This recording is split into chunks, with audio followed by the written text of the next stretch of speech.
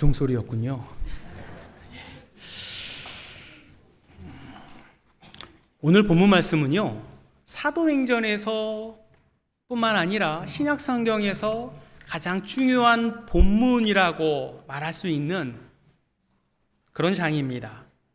구원 역사에서 아주 중요한 전환점이 되는 사건을 기록했기 때문인데요, 그것은 유대인 베드로가 이방인인 고넬료에게 복음을 전함으로써 복음이 유대인을 넘어 세상 땅끝까지 확장되는 그런 역사적인 순간이 바로 오늘 본문에 기록되어 있기 때문입니다. 마태복음 16장에 예수님께서 베드로에게 내가 너에게 천국 열쇠를 주노라 말씀하신 적이 있습니다. 그 천국 열쇠는 무엇일까? 우리 개혁교회에서는 이렇게 해석합니다. 열쇠를 2개 줬는데요, 그 가운데 첫 번째 열쇠는 사도행전 2장에 베드로가 성령이 강림하고 유대인들을 향하여 복음을 전할 때 그때 유대인들에게 복음을 열었던 열쇠, 첫 번째 열쇠고요. 두 번째 열쇠는 똑같이 베드로가 이방인 고넬료에게 이방인을 향한 복음의 문을 열었을 때, 그게 바로 두 번째 오늘 본문에 나온 열쇠를 사용한 것입니다. 이때까지 유대인들은요, 자기들만이 하나님의 선택받고 구원받은 민족이라고 여겼습니다. 그런데요, 하나님의 뜻은 그게 아니었어요. 하나님은요, 이방인도 구원하십니다. 그 사람이 유대인인지 이방인인지 하나님은 혈통을 묻지 않으세요. 뿐만 아니라 그 사람이 어떤 자격을 갖추고 있는지 갖추지 못하는지, 그 사람의 신분이 어떤지 저떤지 그거 따지지 않으세요. 그 사람이 과거에 얼마나 선행을 베풀었는지 아니면 악을 많이 행했는지, 십자가의 한편 강도처럼 아무리 악을 행할 자라도 하나님이 택한 백성은 마지막 순간에 구원하시는 그런 하나님이신 것을 우리는 압니다. 그래서 오늘 본문 마지막에 34절에 베드로가 고넬료에게 마지막으로 이렇게 말해요. 하나님은 외모를 보지 아니하시는 줄을 내가 깨달았노라. 외부적인 자격, 조건, 그것이 구원의 필수 요소가 아니라는 뜻이죠. 이 진리가 우리에게 얼마나 중요한지 모릅니다. 여기에 근거해서 오늘 말씀의 제목이에요. 사람의 외모를 보지 않으시는 하나님. 저와 여러분의 외모를 보지 않았기 때문에 우리가 이 자리에 있는 줄 믿으시기 바랍니다. 예. 그러면 이제 요 내용을 살펴볼 건데, 먼저 베드로와 고넬료가 어떻게 만나게 되는가, 하나님께서 어떻게 준비하셨는가, 요 말씀을 먼저 살펴보겠습니다. 첫 번째, 사람을 준비시키시는 하나님. 먼저 하나님은요, 이방인 고넬료를 준비시킵니다. 이 고넬료는요, 백부장이에요. 로마의 백부장입니다. 이탈리아 군대 소속이에요. 백부장은요, 100명의 군의를 통솔하는 그런 고급 지휘관입니다. 성경에 백부장이 여러 명 나오는데요, 그 여러 백부장마다 예수님께서 믿음을 칭찬하신 걸 알 수 있습니다. 어떤 백부장에게는요, 온 이스라엘 가운데 이만한 믿음을 본 적이 없다 극찬하신 적도 있어요. 오늘 본문에 나온 백부장 고넬료도 그와 비슷했습니다. 2절 한번 읽어보시겠습니다. 그가 경건하여 온 지방과 더불어 하나님을 경외하며 백성을 많이 구제하고 하나님께 항상 기도하더니. 예, 고넬료에 대해서 이렇게 묘사합니다. 경건하여 온 집안과 더불어 하나님을 경외한 사람. 자기 혼자만 한 게 아니라 온 식구들, 자기 수하에 있는 사람들까지 더불어 하나님을 경외했고요, 백성을 구제한 정도가 아니라 많이 구제했고요, 그냥 기도한 게 아니라 항상 기도한 사람입니다.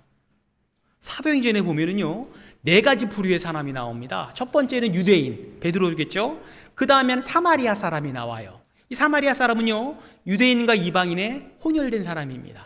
그 다음에 나오는 사람은 이방인이겠죠. 마지막 4번째 나오는 사람은 어떤 부류인가? 하나님을 경외하는 사람. 그 사람을 4번째 부류로 따로 나누는 걸 볼 수 있습니다.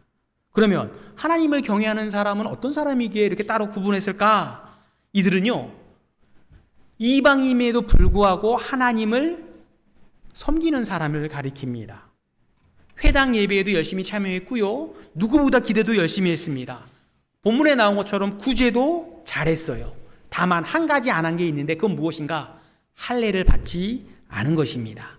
그러니까 유대교로 개종을 하긴 했는데 완벽하게 개종한 것은 아닌 주변에 머무는 사람, 그런 사람을 바로 하나님을 경외하는 사람이다라고 본문에 표현하고 있는 거예요.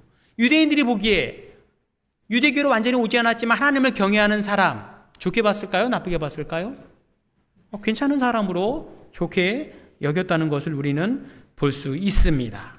만약 이 고넬료가 할례까지 받아서 완전히 유대교로 개종한 사람이었다고 한다면 베드로가 이 고넬료를 만나서 교제하는 일에 불편함을 느꼈을까요? 느끼지 않았을까요? 느끼지 않았을 것입니다. 하지만 이 고넬료는 아직 할례를 받지 않았어요. 완전한 유대인으로 속한 사람이 아닙니다. 그렇기 때문에 베드로도 이 고넬료를 만나는 것을, 공개적으로 만나는 것을 조금 거북하게 여겼다는 것을 우리는 볼 수 있습니다. 그런데요, 하나님은 베드로와 생각이 같지 않으셨어요. 천사를 고넬료에게 보내는데 이렇게 말씀하십니다. 너의 기도와 구제가 내 앞에 상달되었다. 여러분, 유대인들은요, 하나님 앞에 제물을 바칠 때 번제를 바칩니다. 번제는 태우는 거예요. 이 하나님에 바치는 이 짐승을 태워서 향기가 하늘로 올라가는데 하나님 앞에 올라갔을 때 하나님이 흠향하십니다. 그때 뭐라고 하는가? 상달되었다라고 표현해요. 그런데 이 고넬료는 이방인입니다. 이방인임에도 불구하고 하나님 앞에 드리는 기도, 구제, 그 모든 것들이 하나님 앞에 상달됐다고 하나님이 인정하신 거예요. 내가 너를 기억한다, 기뻐한다 라고 말씀하시면서 한 가지 명령하십니다. 요바에 가면 베드로라는 사람이 있는데 그 사람을 너희 집으로 청하라. 청해서 내가 너에게 꼭 해야 할 말이 있는데 그 말을 베드로를 통해서 들으라 라고 말씀하신 거예요. 짐작컨대 하나님께서 이 고넬료에게 무슨 말을 전하시려고 했을까요? 아직은 여러분이 맞히기는 어렵습니다. 좀 가야 돼. 자, 어떤 말을 했냐? 이 고넬료는요, 하나님을 섬기긴 섬겼는데 예수님을 알았습니까? 몰랐습니까? 아직 몰랐어요. 그러니까 베드로를 통해서 이 고넬료가 구원받기 위해서 들어야 했던 말이 누구에 대한 말씀입니까? 예수님에 대한 말씀, 예수님께서 이 땅에서 행한 그러한 사역들, 복음, 이 복음을 들어야만 고넬료가 그의 가족과 함께 구원을 받을 수 있기 때문에 하나님은 베드로를 청해서 그를 통해서 복음을 들으라 라고 말씀하신 것입니다. 여기서 우리가 알 수 있는 거 하나 있습니다. 하나님께서 우리에게 역사하지 않으시고 인도하지 않으시면 우리 스스로 예수님 앞에 나갈 수 있습니까? 없습니까? 없다는 거예요. 그죠? 하나님께서 우리에게 예수님께로 인도하셔야만 우리가 은혜의 자리로, 구원의 자리로 나아갈 수 있다는 것을 우리는 깨달을 수 있습니다. 이렇게 고넬료를 준비하신 하나님께서 이번에는 누구를 준비하시는가? 베드로를 준비시킵니다. 고넬료만 준비해야 될 게 아니라 베드로도 가만히 보니까 준비할 게 좀 많았어요. 그 이유는 무엇인가? 베드로는 사도이기는 했습니다. 그리스도인이긴 했어요. 그런데 그의 마음속에는 여전히 예전의 유대인, 정통 유대인이 가지고 있던 생각들, 그런 행동들, 그런 게 여전히 남아있었기 때문에 베드로도 하나님이 준비시키는 거예요. 유대인의 생각은요, 이방인이 구원받으려면 방법은 하나뿐이었습니다. 그들도 할례를 받고 유대인으로 개종해야만 구원을 받을 수 있었던 거예요. 그런데 고넬료가 할례를 받지 않았던 것입니다. 따라서 베드로를 통해서 고넬료에게 보내려면 베드로가 할례 받지 않은 고넬료와 어울리는데, 교제하는데, 그들에게 말씀을 전하는 데 있어서 부담감, 거북함, 그런 감정들을 먼저 제거해야만 했던 거예요. 먼저 하나님은 어떻게 하는가? 베드로를요, 무두장이 시몬의 집에 머물도록 하십니다. 무두장이가 뭐 하는 사람인지 아십니까? 가죽을, 이렇게 뻣뻣한 가죽을 부드럽게 만드는 그 직업이 바로 무두장입니다. 가죽을 이렇게 손질하려면은요, 죽은 동물의 시체를 만져야겠죠? 만질 수밖에 없는 거예요. 그런데 문제는 유대인들이 시체를 만지는 거에 대해서 율법적으로 부정하다고 여겼다는 사실이에요. 따라서 하나님은 의도적으로 베드로에게 무두장인 시몬의 집에 머물게 하신 거예요. 부정한 사람들과 같이 머물면서 그가 갖고 있는 거부감들을 조금씩 무너뜨리려고 하신 겁니다. 그 다음 베드로에게 하나님께서 환상을 보여주세요. 베드로가 기도하려고 지붕 위에 올라갔는데 시간이 6시가 되었습니다. 6시는 오늘날로 하면 낮 12시예요. 점심시간이죠. 사람들에게 점심 식사를 준비하라고 하면서 자기는 기도하고 있는데 환상을 하나님께서 그에게 보여주십니다. 환상이 무엇인가? 11절 12절 한번 읽어주시기 바랍니다. 하늘이 열리며 한 그릇이 내려오는 것을 보니 큰 보자기 같고 내 길을 메어 땅에 들이웠더라. 그 안에는 땅에 있는 각종 네 발 가진 짐승과 기는 것과 공중에 나는 것들이 있더라. 하늘에서 환상 가운데 아주 큰 보자기가 네 쪽 귀퉁이를 메어가지고 내려오는데 그 보자기 안에 봤더니 각종 지상의 육지동물들이 있습니다. 육지동물 가운데 부정한 것도 있고요, 부정하지 않은 것도 있어요. 부정하지 않는 건 예를 들면 소, 양, 염소. 부정한 건 뭡니까? 돼지, 토끼. 이건 먹지 못하는 거예요.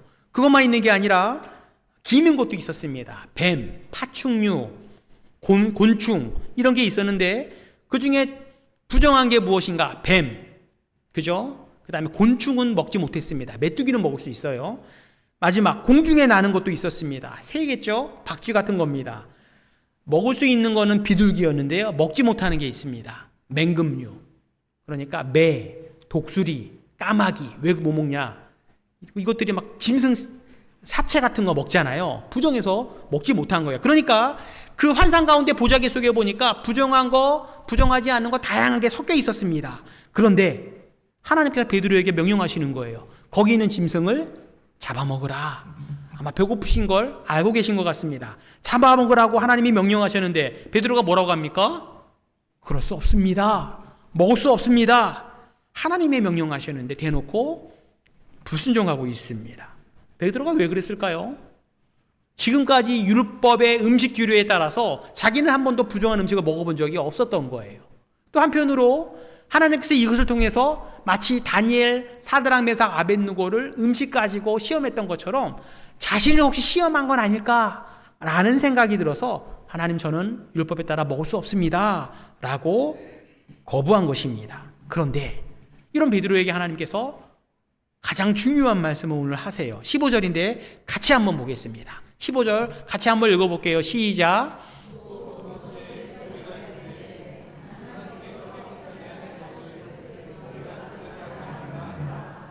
하나님께서 깨끗하게 하신 것들을 내가 속되다, 부정하다 그렇게 말하지 말라라는 하나님께서 말씀하신 거예요. 이 순간 구약 모세로부터 내려오던 음식 규례가 폐지된 겁니다. 이때 이후로 돼지 먹을 수 있어요, 없어요? 돼지, 토끼, 뱀은 잘 안 드시겠지만 다 먹을 수 있게 된 것입니다. 그런데요, 이 명령은 단순히 하나님께서 시장한 베드로에게 이제 음식 규례는 폐하니까 다 먹어도 돼, 이 정도의 의미만 주신 말씀이 아니에요. 여기에는 아주 깊은 뜻이 담겨 있는데 베드로는 그것이 무슨 뜻인지 깨닫지 못했습니다. 하나님께서 이런 모순된 명령을 하시리라고는 전혀 생각하지 않았기 때문이에요. 하나님께서 나에게 이 말씀을 왜 하셨을까?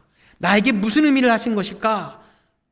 이렇게 고민하는 동안 하나님께서 이 똑같은 말씀을 3번 반복해서 그에게 하십니다.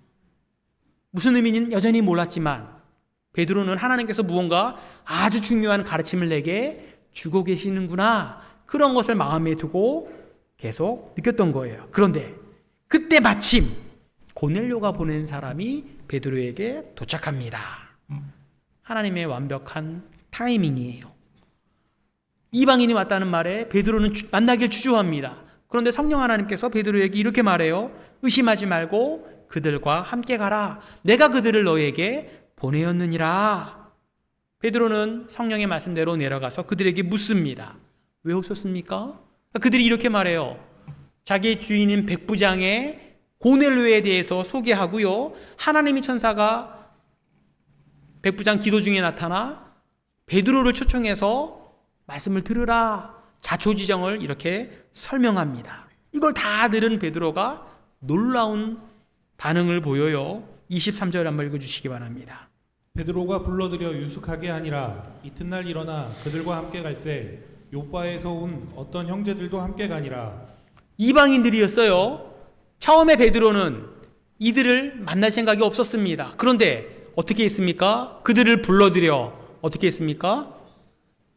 자기 집에 그 사람을 받아들이고 유숙하게 했다라고 말합니다. 베드로가 환상을 통해 주시는 가르침을 조금씩 배우기 시작한 거예요. 환상을 보기 전에 베드로였다고 한다면요, 절대 이들을 집으로 들이지 않았을 것입니다. 아마 이렇게 얘기했을 것 같아요. 만나서 반갑습니다. 저를 찾아오셨네요. 그런데 아시다시피 이방인과 상종하는 건 위법이지 않습니까? 따라서 우리 집에 들어오는 것은 제가 허용할 수 없으니 제가 머물 만한 여관을 좀 소개시켜 주시겠습니다. 이 정도로 얘기했을 것 같아요. 교제도 거부했고요. 식사의 교제도 거부했을 것입니다. 그런데 하나님께서 환상을 보여주셨고 그 의미를 생각하는 가운데 마침 이들을 만난 거예요. 이미 베드로는요, 하나님께서 이 환상을 나에게 왜 부여주셨을까? 그 의미를 조금씩 깨닫기 시작한 거예요. 이 환상은요, 단순히 음식에 대한 규례가 아니었던 것입니다. 누구에 대한 규례였습니까? 이방인에 대한 규례였던 거예요. 이방인에 대해서 하나님께서 이방인도 깨끗하게 하셨다고 한다면 그들을 너희가 속되다, 부정하다, 더럽다 그렇게 말하지 말라는 거예요. 하나님은 베드로에게 나는 이방인도 거룩하게 불렀다라는 사실을 지금 보여주신 것입니다. 이것을 베드로가 깨달았기 때문에 그들을 거부하지 않고 자기 집으로 들여서 유숙하도록 한 거예요. 다음 날 베드로는요, 이제 몇 명의 유대인 형제들과 함께 그들과 같이 보낸 사람들과 함께 가이사라로 출발합니다. 아주 현명한 선택을 한 거예요. 왜 그냥 베드로 혼자 간 게 아니라 유대인 형제들 몇 명을 함께 데리고 갔을까요? 지금 하나님께서 베드로를 통해서 이방인을 만나도록 하지 않습니까? 이방인에 대해서 하나님께서 내가 깨끗하게 할 것을 지금 알려주신 거예요. 따라서 베드로는 앞으로 이루어질 일들이 하나님께서 이방인도 부르시고 그들도 거룩하게 구원하실 것을 느꼈던 거예요. 혼자 가면 돼요, 안 돼요? 유대인들을 몇 명 데려감으로써 무엇이 필요했던 겁니까? 증인들이 필요했던 거예요. 증인을 데려가서 하나님께서 이방인에게도 구원을 베푸셨다는 것을 증언하게 할 수 있도록 형제들 몇 명을 지혜롭게 데려가도록 한 것입니다. 이렇게 베드로와 일행은요, 다음 날 이제 가이사라에 도착하게 됩니다. 하나님은요, 베드로를 준비시켰고요, 고넬료도 준비시켰어요. 그리고 두 번째 대지는 무엇인가? 이 둘이 완벽한 만남을 하나님께서 주선하십니다. 베드로가 도착했는데요, 이미 고넬료는요, 자기뿐만 아니라 온 가족 그리고 자기의 지인들, 친구들 다 모아놓고 대기하고 있었던 것입니다. 기다리고 있었던 거예요. 세상 일 바쁘니까 분주하게 일하다가 부랴부랴 정리하고 허겁지겁 사람들 빨리 모이세요, 베드로가 왔답니다. 그렇게 한 게 아니었던 거예요. 베드로는요, 이 만남에 대해서, 이 고넬료는요, 이 만남에 대해서 아주 귀하게 여겼던 것입니다. 사모하는 마음으로 자기가 중요하게 여기는 사람 한 사람 불러서 함께 대기하고 있었던 거예요. 하나님의 말씀을 들을 만한 영적인, 지적인 준비를 모두 마친 겁니다. 얼마나 준비를 잘 마쳤는가 보여주는 말씀이 33절에 나옵니다. 한번 읽어주시기 바랍니다. 내가 곧 당신에게 사람을 보내었는데 오셨으니 잘하였나이다. 이제 우리는 주께서 당신에게 명하신 모든 것을 듣고자 하여 다 하나님 앞에 있나이다. 내가 곧 당신에게 사람을 보내었는데, 고넬료는요, 하나님의 천사를 통해서 기도 중에 베드로를 집으로 초청하라 이 말을 들었을 때 조금도 주저하지 않았습니다. 곧 사람을 보내었어요. 우리 생각에 이 사람은 유대인이 아니기 때문에 유대인과 유대인이 아닌 사람과의 관계를 잘 알던 사람이에요. 과연 유대인이 이방인의 집으로의 초청을 받아들일까? 걱정하지도 않고요. 하나님의 말씀인 줄로 믿고 하나님이 보라 했으니까 즉시 사람을 보냈던 거예요. 그렇기 때문에 베드로에게 뭐라고 합니까? 잘 오셨습니다. 잘하였습니다. 라고 말한 거예요. 그 다음에 빨간색으로 아주 중요한 말씀을 합니다. 이제 우리는 주께서, 하나님께서 당신에게 명하신, 우리에게 전하라고 명하신 모든 것, 모든 말씀을 듣고자 하여 누구 앞에 있습니까? 베드로 앞에 있습니까? 누구 앞에 있다고 말하나요? 하나님 앞에 있습니다. 라고 고백합니다. 하나님 앞에 있다는 말은 어떤 뜻인가요? 지금부터 베드로가 하나님이 주신 말씀을 전할 때에 이 말이 사람의 말이 아닌 하나님께서 우리에게 직접 주시는 그런 말씀으로 받겠습니다. 라고 고백한 거예요. 놀랍지 않습니까? 그럴 수밖에 없는 건 하나님께서 자신을 준비시킨 것을 알았는데 가만히 보니까 누구도 준비시킨 거예요? 베드로도 준비시킨 거예요. 베드로도 앞에서 자기 얘기를 했잖아요. 그러니까 이 만남은 하나님이 직접 주선하신 베드로와 자기와의 만남이고, 이 만남을 통해서 하나님께서 우리에게 정말 중요한 말씀을 하시리라는 것을 짐작할 수 있었던 거예요. 그렇기 때문에 우리는 하나님 앞에서 하나님의 말씀을 듣겠습니다 라고 고백한 거예요. 여기서 우리에게 주시는 중요한 교훈이 있습니다. 하나님의 말씀을 전하는 사람도 잘 준비해야 할 뿐만 아니라 누구도 준비 잘해야 됩니까? 하나님의 말씀을 듣는 사람들도 잘 준비를 해야 한다는 걸 보여주는 거예요. 양쪽에 다 함께 잘 준비했을 때 하나님의 말씀의 역사가 나타나는 것을 우리에게 보여줍니다.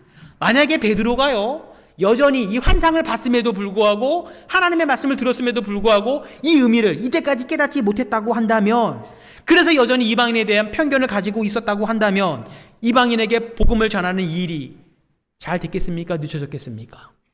늦춰졌을 거에 분명합니다. 또는 고넬료가 자기 생각에 베드로가 내 초청에, 이방인의 초청에 과연 응하겠어?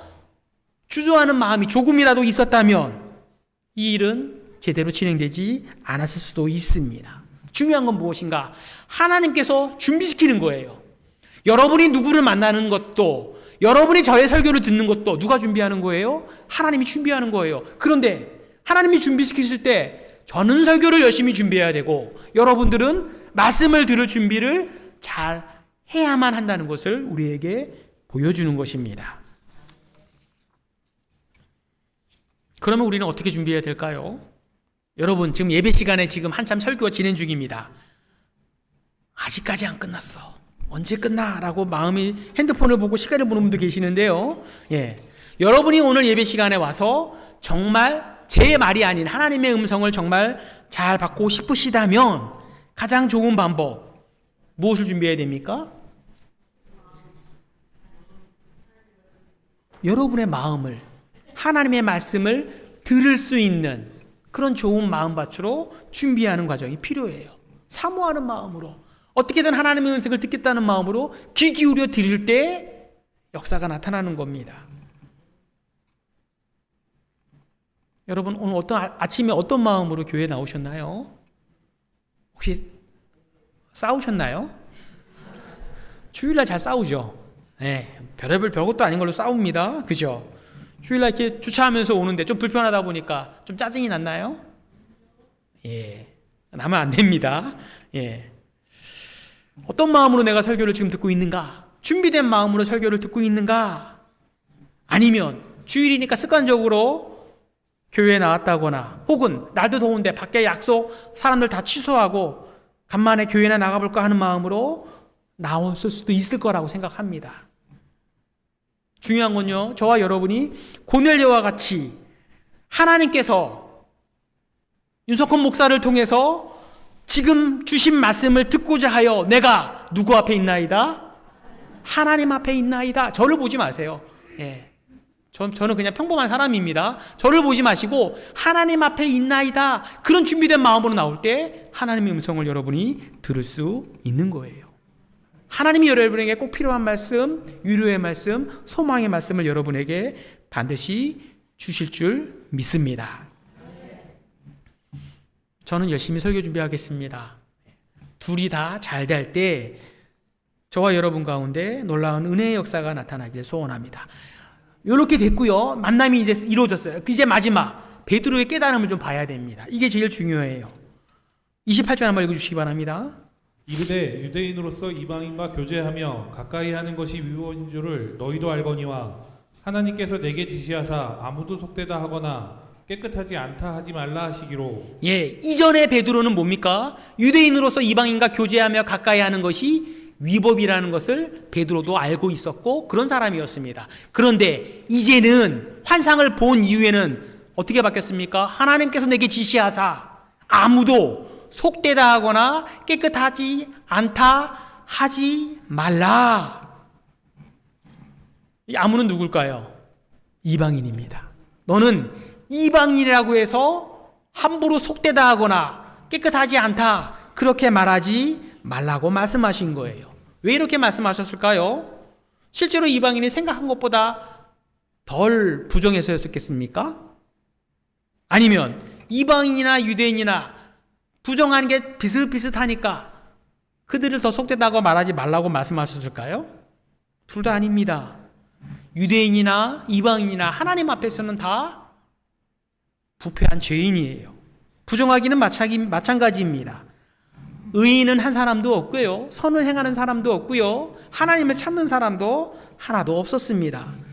죄인으로 태어나 죄만 짓다가 자기 죄값으로 죽을 수밖에 없는 전적으로 부패하고 타락한 것이 우리 모든 인간이에요. 그런데 유대인들은 착각했어요. 자기들은 선택받은 민족이기 때문에 깨끗한 줄 알았고 선택받지 않은 이방인들은 다 더러운 죄인인 줄 알았던 것입니다.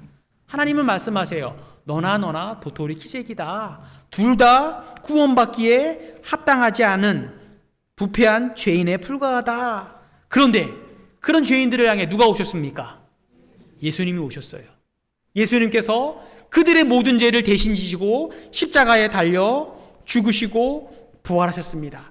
그리고 예수님을 믿는 자에게 하나님이 뭐라고 하십니까? 죄인이라고 하십니까? 의인이라고 하십니까? 너는 더 이상 죄인이 아니라 의인이라. 믿음으로 말미암아 의롭다 하심을 입었느니라. 예수의 보혈로 깨끗이 씻은 사람은요, 그 사람이 유대인이든 이방인이든 문제가 되지 않아요. 유대인이라도 예수를 믿어야만 깨끗해지는 것이고 이방인이라도 예수를 믿으면 깨끗해지는 것을 주님이 지금 말씀하신 거예요. 그래서 아무도 속되다, 깨끗하지 않다 감히 말하지 말라라고 말씀하신 겁니다. 이것을 드디어 깨달은 거예요. 이방인이지만 예수를 믿는 이 고넬료에게 복음을 전해서 예수를 믿으면 이도 거룩한 사람이다, 깨끗한 사람이다 라는 것을 깨달은 거예요. 그래서 베드로가 이렇게 고백합니다. 34절 35절 읽어주시기 바랍니다. 베드로가 입을 열어 말하되 내가 참으로 하나님은 사람의 외모를 보지 아니하시고 각 나라 중 하나님을 경외하며 의를 행하는 사람은 다 받으시는 줄 깨달았도다. 34절 볼게요. 베드로가 입을 열어 말하되 내가 참으로 하나님은 사람의 외모를 보지 아니하신 줄 깨달았다라고 말합니다. 여기 사람의 외모는 뭘까요? 그 사람이 어떤 민족이고 어떤 출신이고 어떤 사회적 지위를 가졌는가, 가난한가 부자인가, 남자인가 여자인가, 노인인가 아이인가, 이방인인가 유대인인가 헬라인인가, 이거 묻지 않으신다는 거예요. 35절 보겠습니다. 다음 절. 각 나라 중. 그러니까 예전엔 유대인만 생각했잖아요. 그죠? 근데 유대인만 아니라 각 나라, 이방 모든 나라까지 포함해서 하나님을 경외하며 의를 행하는 사람들은 다 깨끗하게 받으시는 줄 깨달았노라.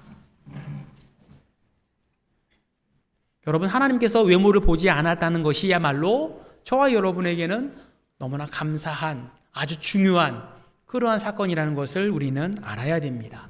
우리의 삶이 변할 수 있었던 거, 하나님이 무엇을 보지 않았기 때문인가요? 외모를 보지 않으셨기 때문이에요. 중요한 건 정말 우리가 하나님이 외모를 보지 않는다고 믿는가 하는 점입니다.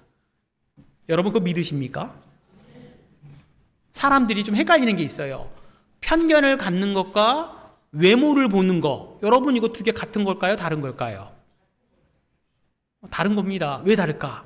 여러분 편견을 본다는 말은, 여러분 편견을 가진다는 것은, 어떤 사람의 편견을 가진다는 건 잘못된 건 줄 알아요, 몰라요? 그래서 사람들이 편견을 갖지 않으려고 의도적으로 마음 먹습니다. 그런데 외모를 보지 않는 것은 조금 달라요. 왜? 이렇게 생각하면 됩니다. 하나님께서 나에게 은혜를 주셨어요. 그죠? 여러분 은혜 받았죠? 구원 받았잖아요. 하나님이 입을 거 먹을 거 마실 거 다 주지 않았습니까? 그런데 우리는 하나님의 은혜를 이렇게 생각하는 경향이 있어요. 하나님께서 내가 다른 사람보다 조금 더 잘 믿었으니까, 예배에 잘 참석했으니까, 기도도 잘하고 봉사도 열심히 하고 여러 가지 직분도 받았으니까 하나님께서 나를 특별히 사랑하셔서 이렇게 주셨나 보다 라고 생각할 때 있습니까, 없습니까? 반대로 내가 이렇게 뭔가 하나님 생각하는 걸 받지 못해요. 기도해도 받지 못해요. 혹시 내가 요거를 잘하지 못해서, 예배를 잘 드리지 못해서 그런 거 아닐까, 이런 생각할 때 있습니까, 없습니까? 있죠. 무엇을 보는 거예요? 하나님이 나를 바라볼 때 나의 외부적인 조건, 행위, 이걸 보는 것으로 바라보기 때문에 그런 말을 지금 하는 거라고 하는 거 있습니다. 그죠? 하나님의 외모를 보지 않는다는 것과는 이건 완전 잘못된 생각이고 반대의 생각이에요. 하나님께서 여러분에게 은혜를 베푸신 것은 여러분의 외모를 보지 않았기 때문입니다. 믿으십니까? 하나님께서 우리의 외모를 보지 않았기 때문에 우리가 그리스도인이 될 수 있었던 유일한 이유예요. 믿으십니까? 점점 소리가 작아들어요. 만약에 하나님께서 저와 여러분의 외모를 보셨다면 그리스도인이 될 거라고 장담할 수 있는 분 계십니까? 이 가운데? 저는 한 사람도 없을 거라고 생각됩니다. 우리의 외모를 보지 않았기 때문에 우리가 그리스도인이 됐고 구원을 받을 수 있었던 거예요. 외모를 봤기 때문에 구원받을 수 있는 사람은 이 세상에 단 한 사람도 없습니다. 그래서 예수님이 오셨던 거예요. 내가 외모를 보지 않고 구원을 받았다고 한다면, 만약에 나를 구원받는 그 복음을 다른 사람이 내가 전할 때 나도 그 사람이 외모를 보면 됩니까? 안 됩니까? 근데 봐요, 우리는. 그죠? 그 사람이 예전에 어떤 사람이었고, 어떤 행동을 했고, 얼마나 형편없이 신앙생활을 했고, 그 사람이 정치색이 어떤 색이며, 그 사람이 예전에 어떤 편에, 나와 상대편에 서 있었는가, 이런 거 다 따지지 않습니까? 이거 따지는 거는 사람을 외모로 보는 거고요. 나는 외모로 구원받았다는 것을 부정하는 것과 같은 거예요. 우리는 다른 사람의 외모를 보면 안 됩니다. 복음은요, 모든 사람을 위한 거라는 걸 우리는 알아야 돼요. 그러므로 우리 각자가, 저와 여러분이, 나는 처음부터 깨끗한 동물이 아니었습니다.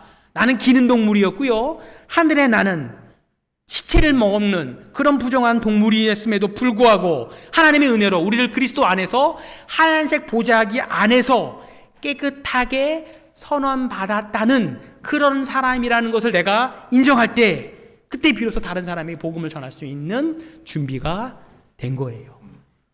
베드로가 그걸 준비하기 위해서 하나님이 하신 거라고 한다면, 저와 여러분이 불신 가족에게 복음을 전하라고 자꾸 말씀드리죠.